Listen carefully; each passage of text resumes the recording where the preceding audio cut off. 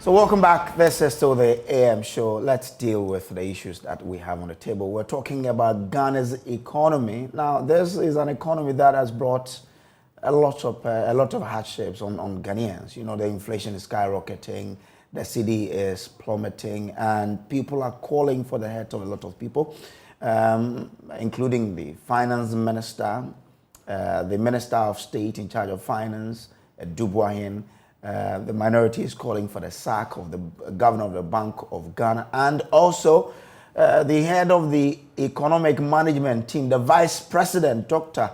Alhaji Mahmoud Bawumia. Well, we've been joined on because we are told that yesterday at the Flagstaff House, there were a lot of meetings, including that with the party leadership. That's the New Patriotic Party leadership met with the president to discuss matters arising from this particular development. We've been joined on the line by Richard Ahiagba, who is Director of Communications of the party, to understand, you know, the ins and outs of what happened in that meeting.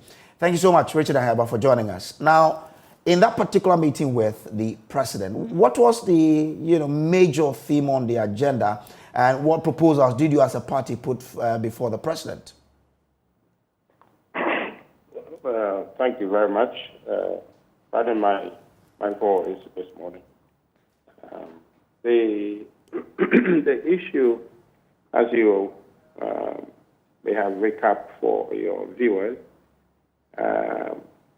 commenced yesterday in the morning with a press conference of some MPs, and following that, as they ought to be, the president, in the process of engaging the party, he met the MPs yesterday, and it was a very cordial meeting. The understanding that was reached is that, yes, people may have a legitimate reason for making their calls, that the character and nature. Mr. Heba, kindly pardon me, can you speak up a bit so we can really follow what you're saying?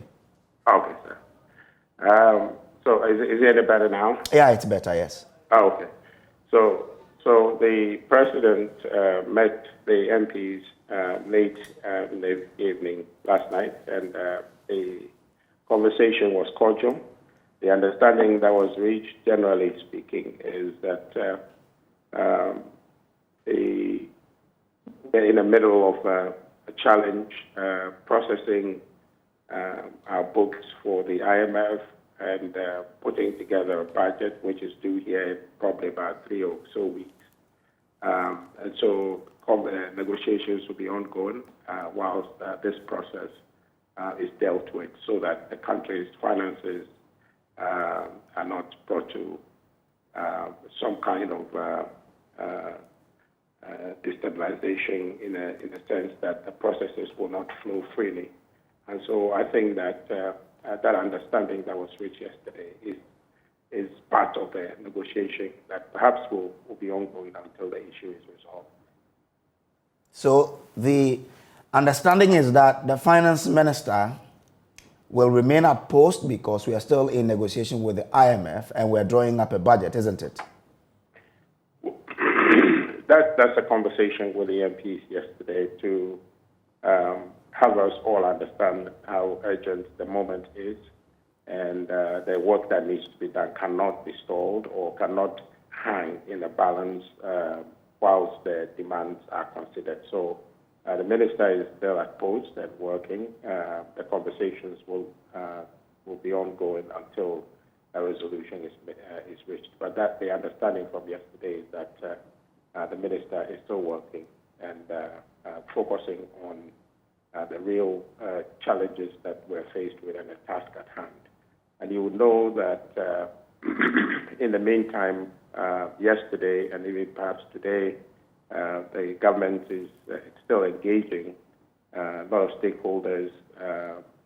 They may be engaging TUC today, market women, and as well as other stakeholder groups. So that work cannot stop. And I think that's the position that was canvassed yesterday. And the meeting ended on a good note, and I think that the MPs will process that, and then, again, as part of the ongoing conversation, There will be feedback in the process. But where we are today is what I've indicated to you, okay. that the minister is still working to deal with the express problems at hand. Okay. I'll come to find out from what the party do make of or does make of what's happening. But you know that your MP, Honorable Eugene Boakye-Ntwi, who's MP for Subing, said that if the president doesn't sack the finance minister, the 80 majority MPs will participate in the will not participate in the business of parliament. It will be tough for government. And they say that no matter what the president says about Ken, they disagree, and that Ken must go, and that if he stays, they would make sure that things are hard for the government. Doesn't that scare you as a party? Well, I mean, you at this point don't ignore any concern. All the concerns that have been expressed were in the room, and even if they were not in the room, they were represented in the room. And like I indicated to you, the meeting ended cordially, and the MPs will be processing that. I think it was a reasonable position to say that let's deal with the issue before us, because really it affects all of us the same. We cannot get into a place where there is some kind of chaos as far as how the process continues. I'm even wondering the extent of impact this position promoted, or the legitimate concerns of the MPs advertised in their press conference, how that will affect the processes going forward. So I think the conversation yesterday, if you look at it on balance, is one that is seeking to solve a problem and not to ignore any concerns that were expressed by the MPs. And I think it's a fair position, whilst we all seek to maintain and secure the best interests of the country, of the government, and of the party. No, but you have indeed ignored the concerns of the MPs, because they were categorical in saying that if the minister continues to stay on, it will make things difficult for the economy, and their constituents have expressed no confidence in him and that he must go. You as a party have still think that, well, the president has spoken to them, so it's okay. You're denying them their concerns, because when they were outside of the presidency, they put out their genuine concerns. You met them at the presidency and tried to call them into agreeing that, well, the finance minister should stay on.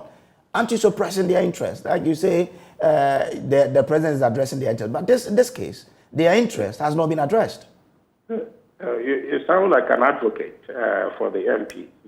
Well, I watch them, I listen to them, and you that's sound like an advocate. But the point I mean is that these are very seasoned, experienced politicians and statesmen, among them many of them professionals, lawyers.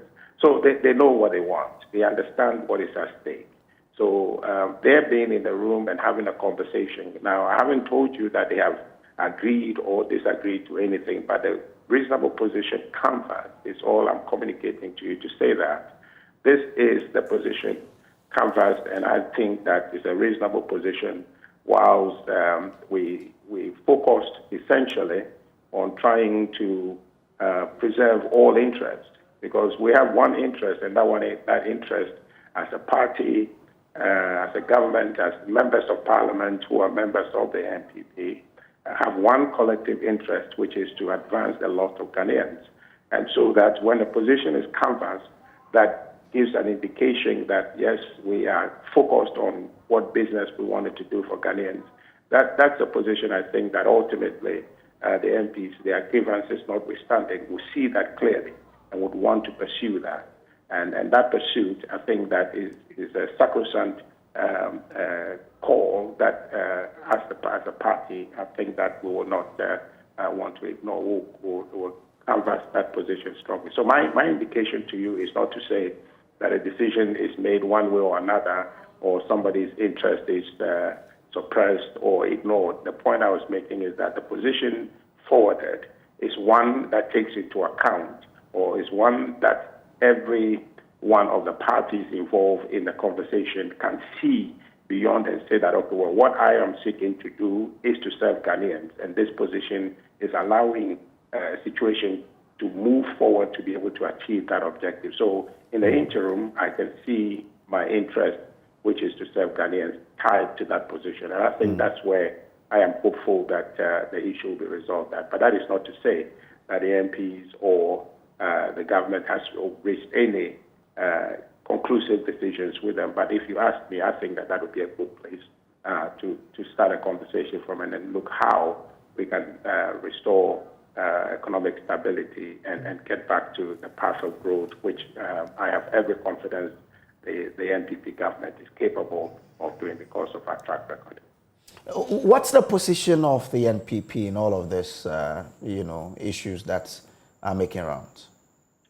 Well, the party is focused. If you read the statement yesterday, it is to ensure that there's stability. It is to ensure that the parties are talking and the issue is addressed. The NPP has a record of engendering internal democracy.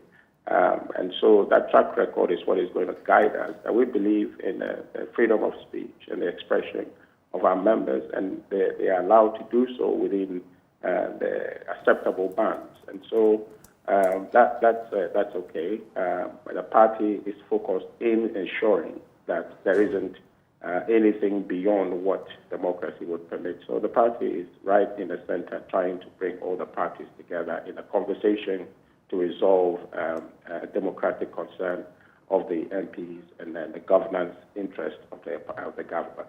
So I think that the party is mediating strongly and fairly and trying to bring this issue to an amicable solution. Many years ago, maybe I was a bit younger then, a similar issue happened in a certain political party. It led to their splitting. The issue of Reform Party and the NDC back in the 2000, going into the 2000 election. We are able to resolve this issue, and that issue will be addressed ultimately because we have a responsibility. We cannot renege on Ghanaians to ensure that the economy is put back on a strong path. When you were in that meeting yesterday, what did the president tell you? Unfortunately, I was at the Jubilee House, but I was not in the meeting because I was preoccupied with something else. But what I have summarized to you is essentially the position that was expressed in the room. Okay, that we should allow the finance minister to stay on as we negotiate the IMF and then prepare the budget, right? That will be a fair summation of the discussion, yes. Okay. All right, then.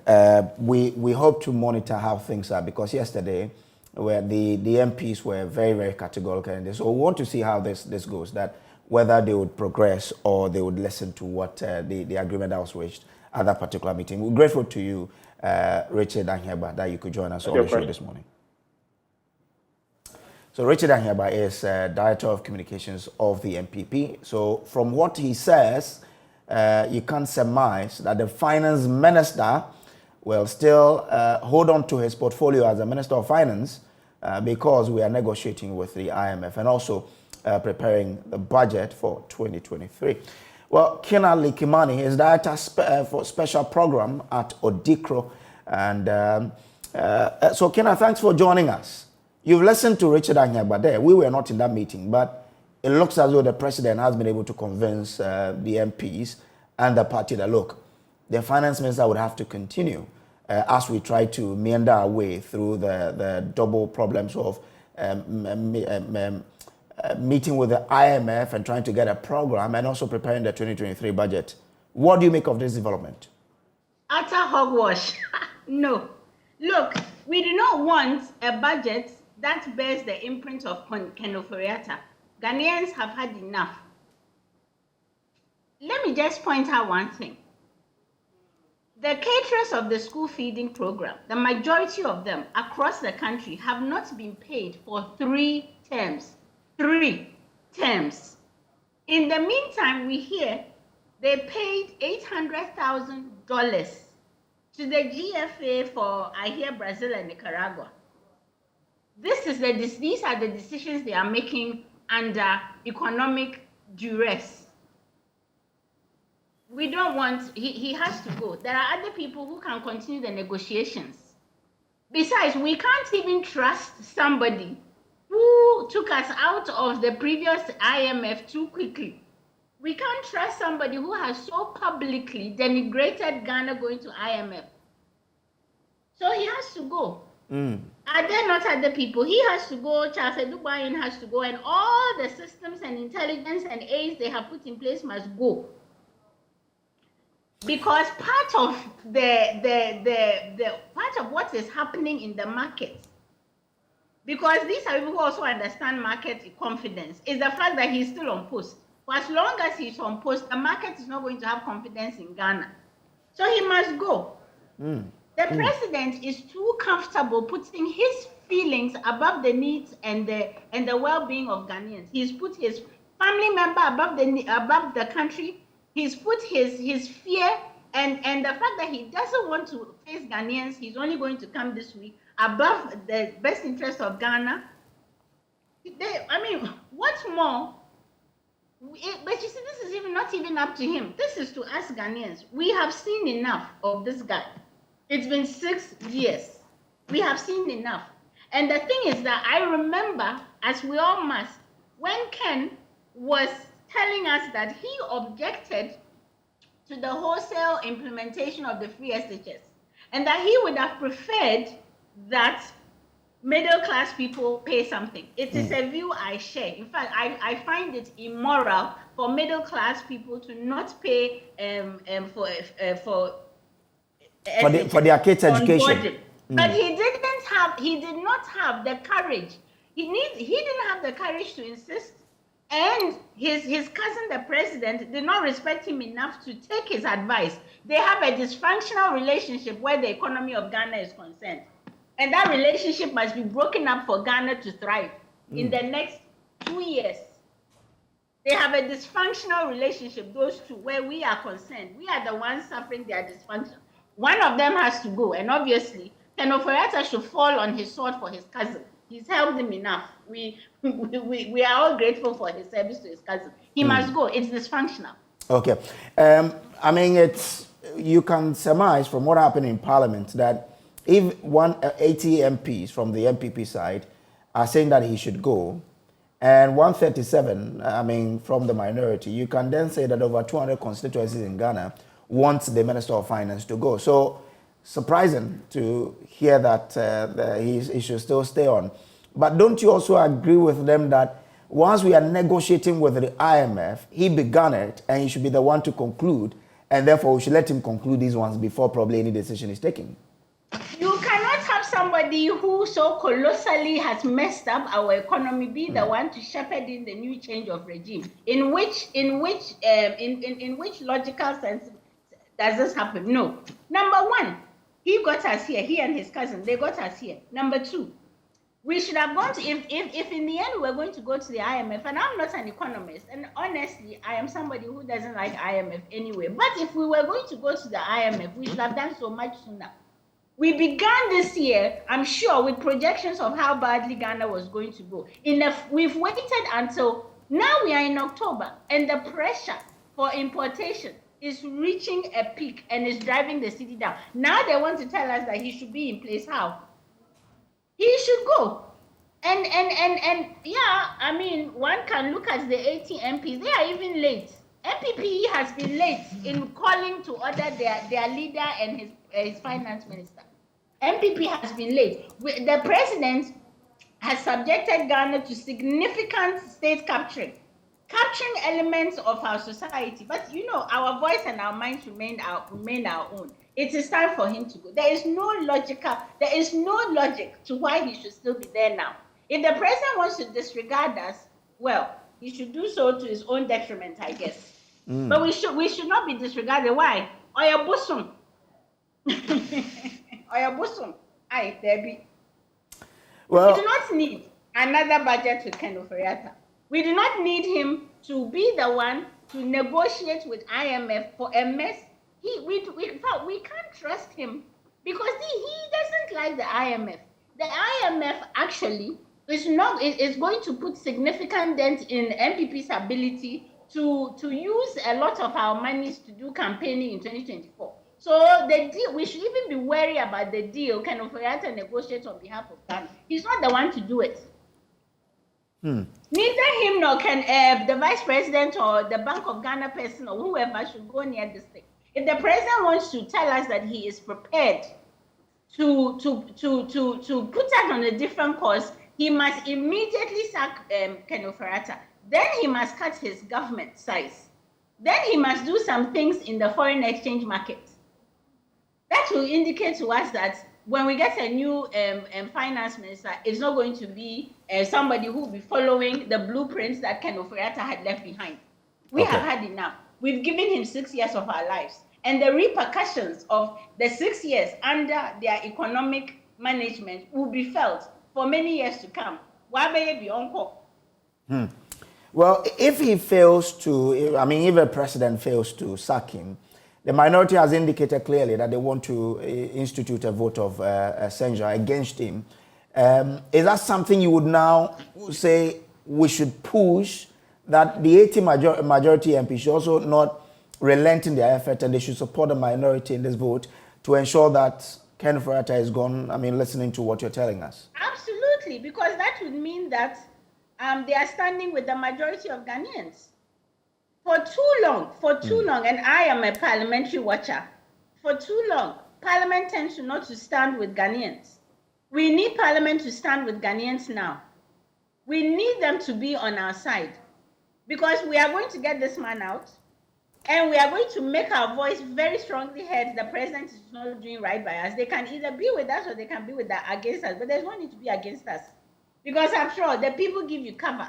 This move they have, both the NDC and MPP have done in the fair yesterday, they are to be commended, but obviously with the tone and the stress and the fear in Ghana, no, it's not that much of a courageous move. They are moving with the people. We are leading them in this, so they should stay the course. They shouldn't be managed. There will be a tendency, just like how the MPP comms director, I've forgotten his name, Richard Anyagba. I said no.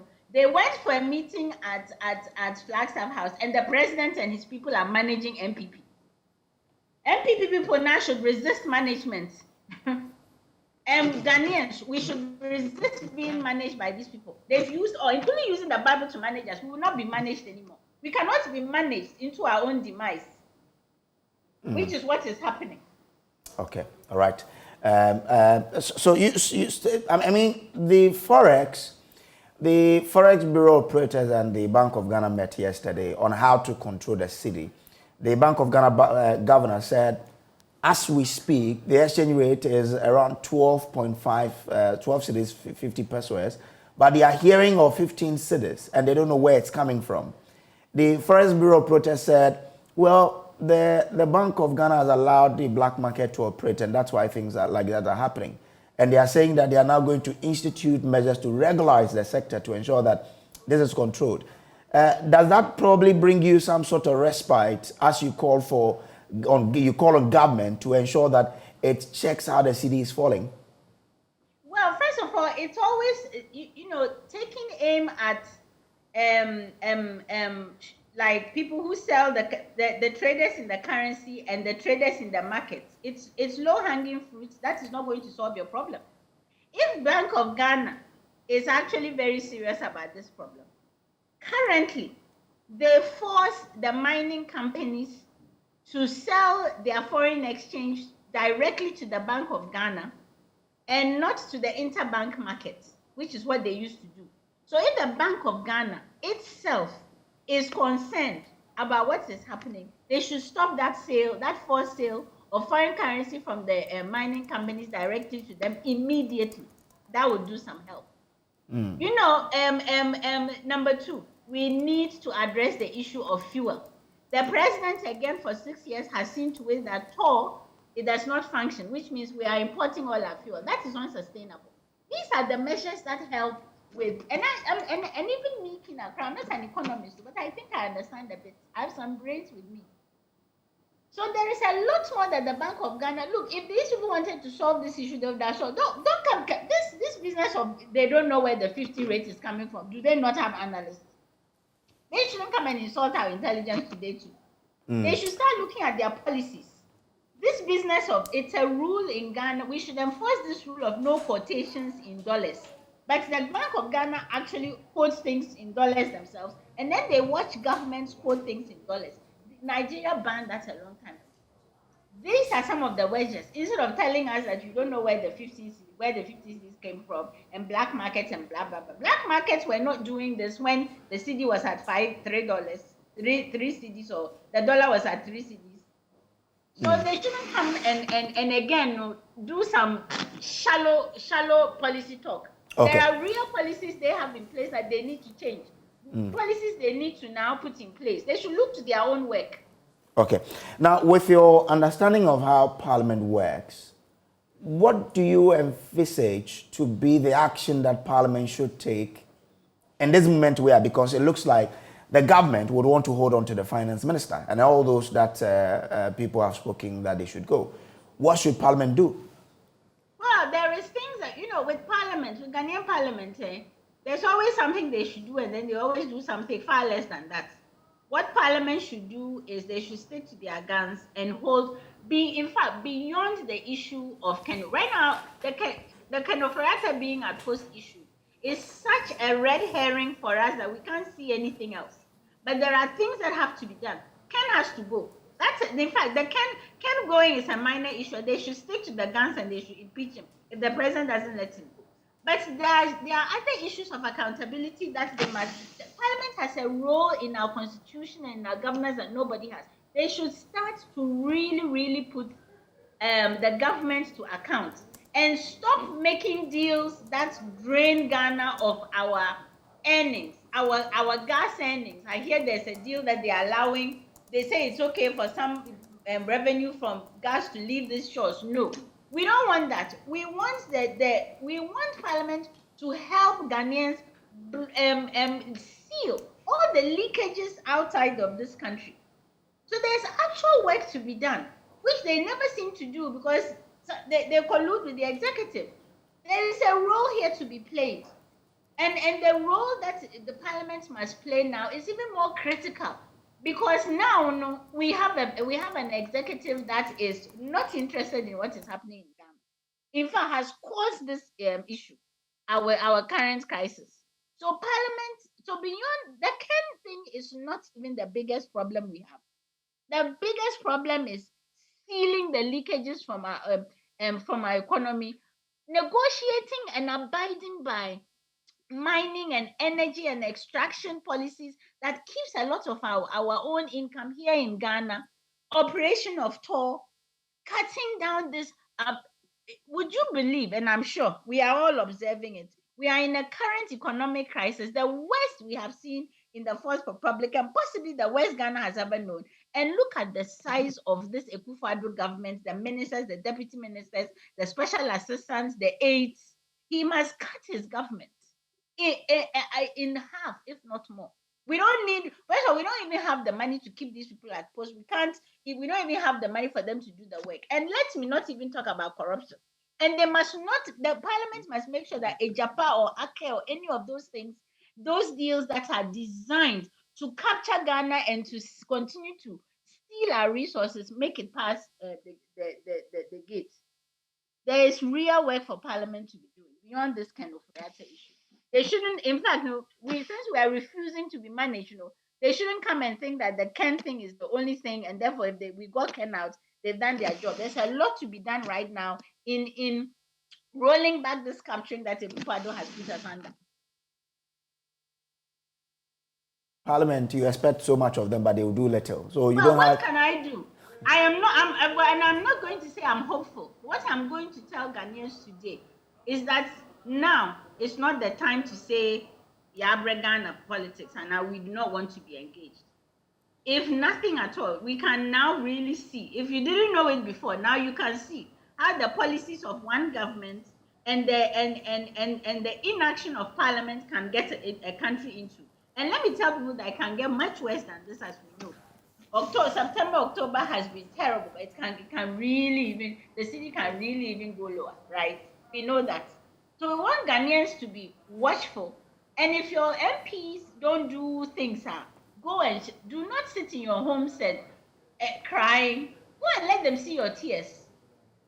Put pressure on them. Boo them every time you see them. Doesn't matter if they are MPP or NDC. We must let people see. If they don't do what we want to do, because right now, no, the power is ours to also direct. We should use that power. We are the people. We Ghanaians, we are the people. We are this nation. Some 275 people and some almost 2,000 people at the presidency are not the people. We are the people. All right. Hold the line for me. Let me move to Godwin Abubire, who is General Secretary of the GPRTU. They were also in a meeting with the president yesterday at the Jubilee House to discuss the economy. Godwin, thanks for joining. What transpired at this meeting that you were yesterday? Yeah, my name is Godfred. Oh, Godfred, okay. Godfred Abubire, yes. Okay, thank you, sir. Thank you for the correction. Right. Yeah. Yeah, your question. Yeah, so I was asking, what you were in the meeting, we weren't. So what transpired in that meeting you were yesterday? Okay. Let me say good morning to you and then to your cherished listeners, and then to say that, yes, we had a meeting with the transport minister on Monday, and we could not arrive at a decision because of the disparity between the rates she was given and then the rates we were actually willing to accept. Mm-hmm. So we had a call that we needed to hold the next meeting with the transport with the president. And yes, we go there. He was there. Some of the ministers were there. Finance minister was there. Mm. The question we asked was, what informed us to be asking for at least 25%? And then we settled down on all the factors vis-a-vis the fuel, the fees from the government of the 50%, the dollar rate, and then some other personal emoluments and lubricants. We settled all, and what we should have been asking adequately should be around 49%. But looking at the economic situation, that we have to come down to 25%, and then it is still down to 20%, and yet the minister was offering only 16.5%. So after listening to the president, he said that, yes, all what we are saying are facts. There's nothing there that he says that he's not aware. He's aware. But looking at the situation, the moment fare goes up, it triggers out almost a lot of things. And that, as a father, he was asking us to reconsider our decision and see whether we could take the 15% offered by the 50% offered by the minister. And we said no, that was actually a problem. Besides that, we're actually anticipating another fuel increment in the next pricing window, which is coming at the end of this very month. And that's where we think that if we accept a low figure as to 60%, then what happens? After we increase and then the fuel price goes up, then the decision then settles as well. With the 20%, they should let it be the figure for us to increase. But we have come before him as a father. Can't we offer something small before him as a sign of respect? So we all agree that yes, we'll take off 1% and then we'll accept 19% before the president. And that's how the meeting concluded. So you concluded that you would increase your transport fares by 19%. Exactly so. We said the 20% was just still a consideration. Once we were for him, that was before our minister. Now we are for the president. What to be the sign that we actually respect the president? So we agreed and then said that we will waive off that 1% and then agree on to increase by 90%. When is this 19% taking effect? Yeah, so today we will issue out the communique and then it will take effect on Saturday coming. Saturday Saturday coming, yes. But we are aware that some other members, some other unions have already increased theirs. But officially, we are saying that fares are reviewed, are affected coming Saturday and not today. Okay. So yes. you were in this meeting with other transport operators, right? Of course. And all of you agreed to this 19% increment? Exactly so. Okay. All right. So we can now say that the transport fares will be going up by 19% effective Saturday coming. Okay. Interesting.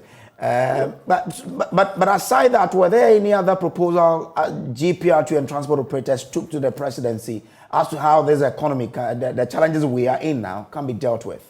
No, what we see, the particular reason why we even had to go to be the president was that our argument as to what happens with the next pricing window when the fuel goes up. The president should do something to be able to cushion us from there.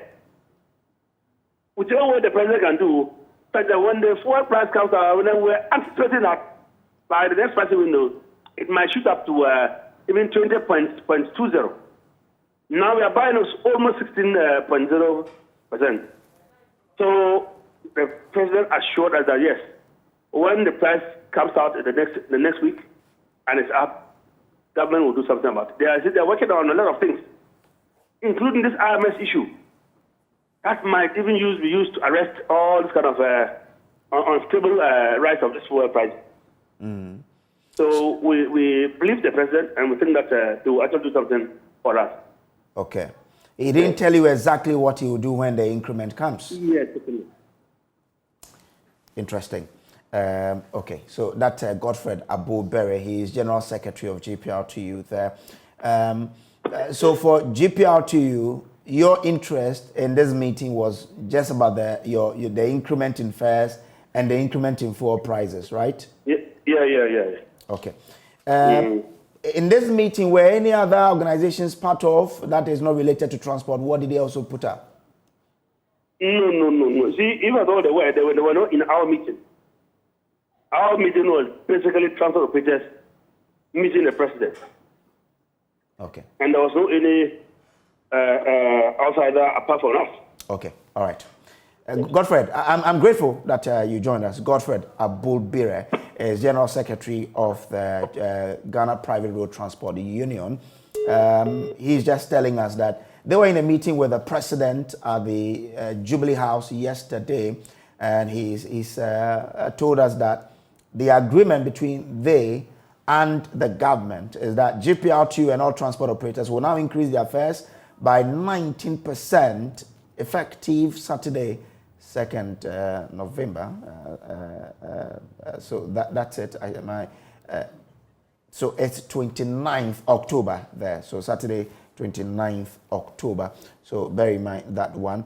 Kina Likimani is still with me. Kina, you heard the GPRTU in the agreement is that now transport fares will be going up by 19%. Your thought?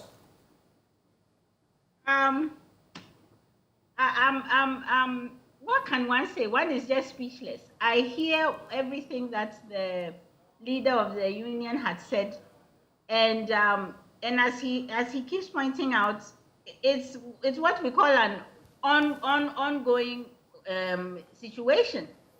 As they are increasing the fares, he's looking ahead to what is likely going to be coming. So even this 19%, what he's trying to say is that there's more increase coming.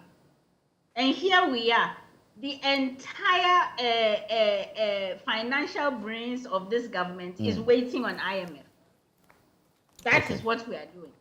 If they are doing something, they need to announce it now, because we also know that there has to be some debt restructuring in the domestic markets. I mean, there's so many things that we should be. You see, the way you manage, you can't when the markets start to turn against you, you can't actually go silent, because the silencing just makes the whole thing worse. So it's nice to hear from the leader of the union that this is what happened yesterday, and that they you can see that they have put their issues. They even to be asked why they had increased the rate so much when they know what is happening. So we are obviously in an ongoing situation. What can we say? If we say it's nice that it's only 19%, which is not an only, we know that a week, 2 weeks from now, it's going to be going up again. because this is the situation we are in. But we thank the union leader for, his care and his what obviously they are also going through. But all this means that the Ghanaian consumer, particularly young people, what are they supposed to do? So what can we say? Interesting. It's difficult. We are.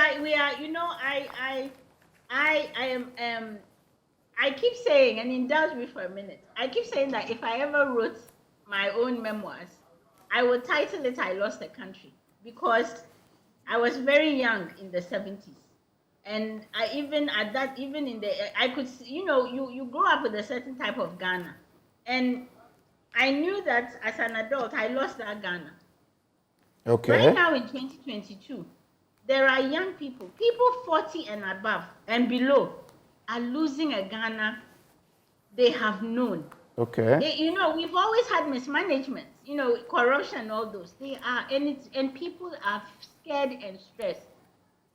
And it's like we need not have been here. This is solely political governance, political misrule, political mismanagement, causing people to we are now at that crisis for another generation, and it is heartbreaking. It's heartbreaking. What sort of Ghana did you know? Well, there was it's a very interesting thing. First of all, it wasn't a Ghana whose will and courage and imagination of what could happen was so taken over by religion and prayer. We've always been a religious people, but we were more of a people who could do things. Now, everybody just wants to pray this crisis away. You can't pray this crisis away, because Jesus Christ, he used the king to use religious, ideas. He didn't just sit there and pray to his father, who would obviously have listened to him. He used the king. This whole idea that we should protest more, we should demonstrate more. It was also a Ghana where, as a woman, I could see that there were definitely more spaces for Ghana for women to exist. We've become very hyper patriarchal. We've become hyper corrupt. And that is solely from what our leaders want to do. And the concept of patriotism is completely lost on our leaders, whom we take a lot of guidance from. Do you understand? We become less self-reliant. So as a people, we become less self-reliant. Our economy is less Ghanaian reliant, which is what the importations. And for any government to come into power, say what you will. Ghanaians can say what they will about Nigeria. Nigerian government banned certain imports to protect their markets. We become over reliant on importation, and even more so, our economy is not our own, and people are just coming into power just to drain, the resources, and we've become cowards. Not our young people. The people who should know better to speak up. And the first thing we should do is forgive ourselves for even MPP people should forgive themselves for Nanado. But once you've forgiven yourself for Nanado because somebody said they would do something and they've done completely the opposite, you should hold them to account. People can't be blamed for how they vote. Of course not. Kira, I'm grateful. So we should forgive ourselves for Nanado and hold him to account. Now is the time to speak up. We need to speak up. Ghana, my most favorite thing about Ghana is our coat of arms. It says freedom and justice people. We are freedom fighters here in Ghana. We are justice-seeking people. And in everything we do, we must hold that. We mustn't let any leader come and do otherwise. This is a great nation of great people. Kenali Kimani, I'm grateful that you could join us this morning. She is Director Special Program at Odikro. We'll wrap it all up here. We'll take a break. When we come, we still have some fantastic interactions with you. Remember that this afternoon at 1, the finals of the National Science and Maths Quiz will be coming up, and we'll bring that live to you here. We'll have an interaction on that for you. We're live on all the 3 schools to really find out how they're preparing for the encounter today. Stay with us, but remember you can join us on social media with your thoughts. We'll be back.